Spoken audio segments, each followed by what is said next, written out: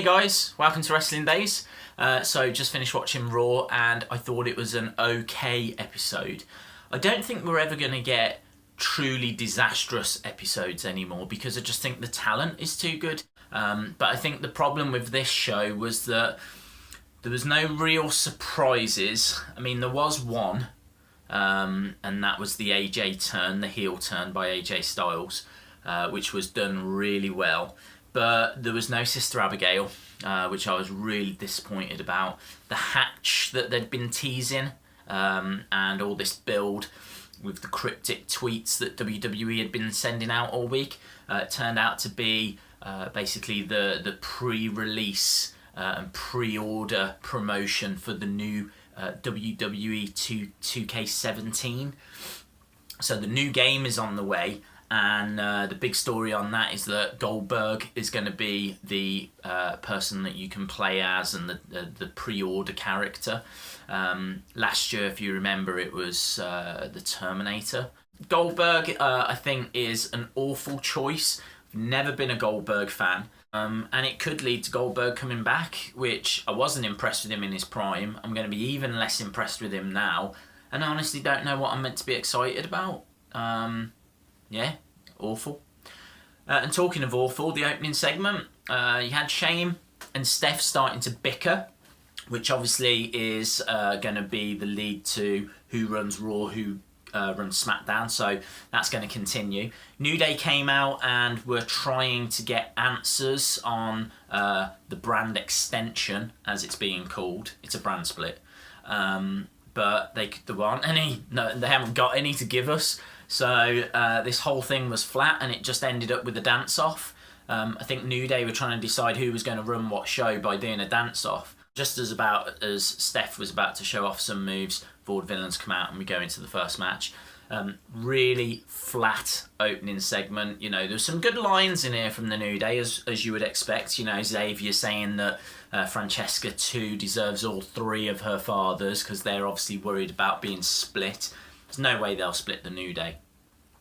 Unless they take Big E away and Big E forms a New Day and then you've got two New Days on each roster. I was considering that. But as an opening segment, I thought this was flat. I thought the match that followed it was good, but Anderson and Gallows interfered before we got really, we saw where that was going.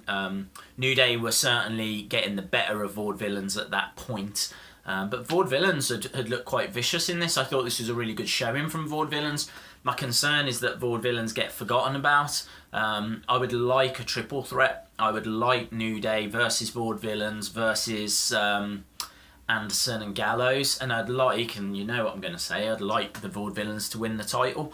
And then I think that New Day and Anderson and Gallows can go in a feud and they don't need the belt for that. And I think that Vaudevillains could move on to a different feud and, you know, try and establish themselves a little bit. I think that's smart booking.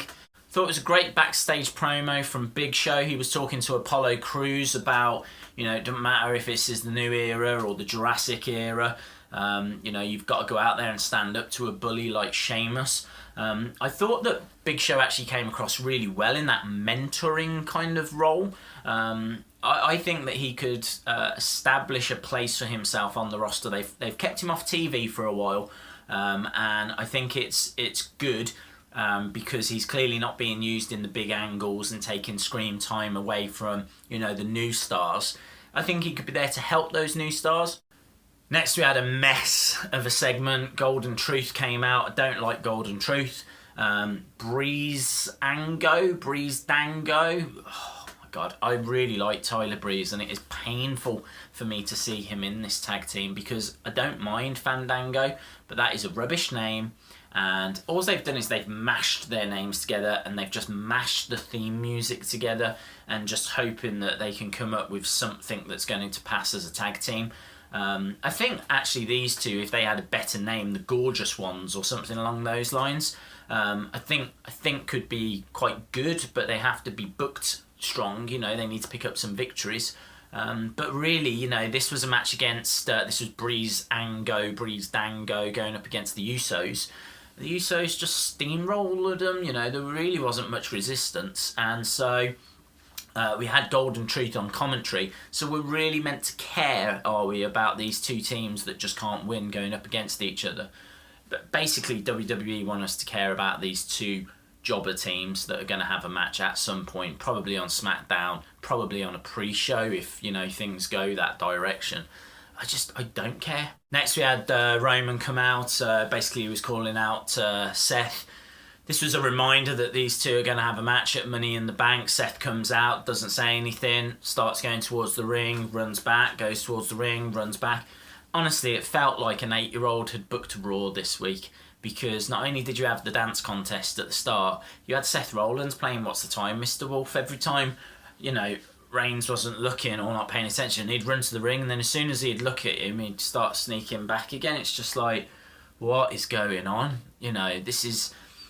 They are throwing Seth Rollins away. They are absolutely throwing Seth Rollins away, and I don't understand why they're doing it. It's the easiest thing in the world. Turn the man face. Turn the man face. Get him cutting passionate promos about how he never lost the title. He doesn't have to sneak around like this. This is being mishandled right now, and they need to change direction of this feud. I think that Roman is just kind of standing there looking a bit bored. You know, this we keep being told this is a WrestleMania main event. We'll book it like one then. I gotta be honest, I'm starting to kind of lose interest in. You know, Seth Rollins is just going to be that slimy heel character that's just going to, you know, kind of try and cheat his way. You know the Seth Rollins that we hated in 2015, the one that was getting booed every night on Raw. And it was just a case that he was, you know, had J&J Security. I'm half expecting J&J Security to come back. We've gone back to that Seth Rollins. I don't want that one. I want one that can stand on his own 2 feet, that's a strong heel competitor, you know, a man that never lost the title. Simple booking.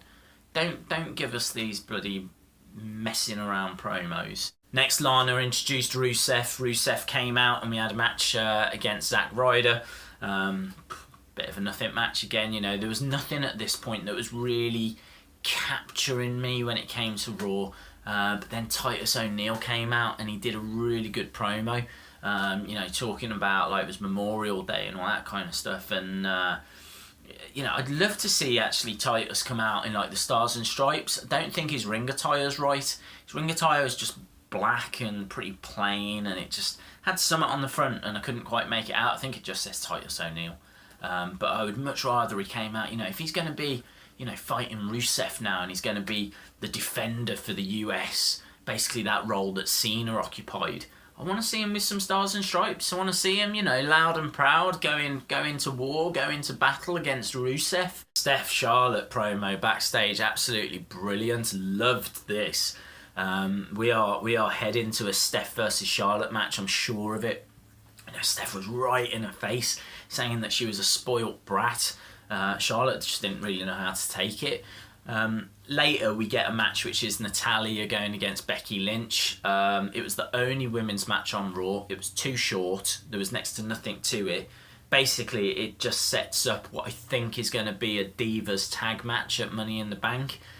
So you've got Charlotte and Dana on one side, and you've got Natalya and Becky on the other. Becky Lynch coming out making the save after Charlotte and Dana were beaten up on Natalya. So I think that's what we're heading for in Money in the Bank, but SummerSlam could be Charlotte against Steph. I would love that. I think it'll be very interesting when the brand split happens, or the brand extension, and we see what happens with the women's division. Will there be two? Will they all go on to one show? If there is two, then they're going to need, you know, feuds. And yeah, I could see Steph stepping back into the ring. She kind of hinted as such, actually, on Twitter. Because on Twitter, she was training, saying, you know, who do you want to see me face next? Next, we had the Dudley Boys against Enzo and Cass. Enzo and Cass kind of cut a fun promo, as they always do. It was, you know, parts of it I kind of understood. Parts of it was like, I haven't got a clue what's going on here. But it was good. It was all right. They were up against Dudley Boys. This was a good match. It was nice to see this match, actually, because I've been waiting a while to see this. It's obviously been teased and been building for a long time. And yeah, Enzo and Cass get the victory. It was clean, it was straightforward. It kind of feels like the feud might be done. I don't know. I don't really want to see this drag out. I'm satisfied. I've seen that match. This was a good point in Raw. I don't need to see it again. I just worry that I'm going to see it again. But they're teasing as well about splitting up these tag teams. They spoke during this match about the last brand split and about how the Dudley Boys were split. And they were saying, what about if they split up Big Cass and Enzo? Well, they kind of could, couldn't they? Because you know Enzo can talk and he'd be all right on his own. Big Cass looked all right on his own. I don't think it's a wise move. I hope they don't do it, but you've got to think about these things, haven't you? I could see that happening. Next, there was a couple of great promos backstage. Loved the Ambrose talking about Canada. It was Ambrose, it was Cesaro, and it was Sami Zayn. And Ambrose saying, you can't trust those Canadians. And Sami's like, you know I'm Canadian, right? It's like, that explains a lot. Which I thought was just fun. And then the Kevin Owens Jericho. God, those two are fantastic together. Owens saying, I thought we had something here, and Jericho's like, no, I called you a donkey. And it was good. It was good. It was they were both fun. They both set up easily the best match of the night, which was the 6-man main event. So all the 6 people that had qualified for Money in the Bank were in the main event, and that was a great match. My only problem with it was that had some great spots and everything, but we didn't get any surprises. There was nothing that happened. There was no shocks that closed out Raw. It's not as if the Wyatts came down and did anything. It's just a good match. Baron Corbin and Ziggler also had a match. This was going to be a technical match, and Ziggler came out, put on his headgear, which I loved, right? I thought that was a great move, different, and then just kicked Baron Corbin in the nuts and walked away. So Ziggler gets disqualified, the feud carries on, and yeah, it was good for what it was. You know, it sounds silly saying it was good for what it was, but I didn't see it coming and didn't expect it. I think it makes Ziggler look strong. And it gives the feud a bit of purpose, and it makes me want to watch the next stage. So very short, but did the job. I can cope with that once in a while. But the big news, and the reason that I left this till last was the shock of the night. AJ Styles, John Cena, stole the show. Cena came out, stood in the ring, did his little Memorial Day, speech thing. Really cool. I must say, you Americans do that really, really well. So that was all cool. And then he came out with a fantastic line, which was, I'm not going to go quietly into the night. This new era is going to have to go through me. And then AJ Styles' music hits, and the place went mental. I mean, like one of those kind of chants that you would go back and watch again just because you go, God, that is amazing. You've got Let's Go Cena, AJ Styles, dueling chants, and this went on for like minutes. They just both stood in the ring, AJ Styles and John Cena. It just went on and on and on. Styles shook his hand. Gallows and Anderson came down for the second time in the night and beat up John Cena basically, but after Styles punched Cena in the face, Styles heel turn, and the club, I would say, united again. Don't think they ever split. So we are heading to a Styles Cena clash. That is what Cena's come back to. And yeah, they're going to put on fantastic matches. For all the bad rep that Cena gets, he can have a feud with anyone. So yeah, I'm really intrigued. For me, that should have closed the show, and I don't understand why it wasn't the final segment, but hey ho. So a lot of tag matches this week. I think there was 4 in total when you count the main event. Did you notice as well, Cena was wearing the Ellen shorts, the shorts that Ellen gave him when he went onto the TV show?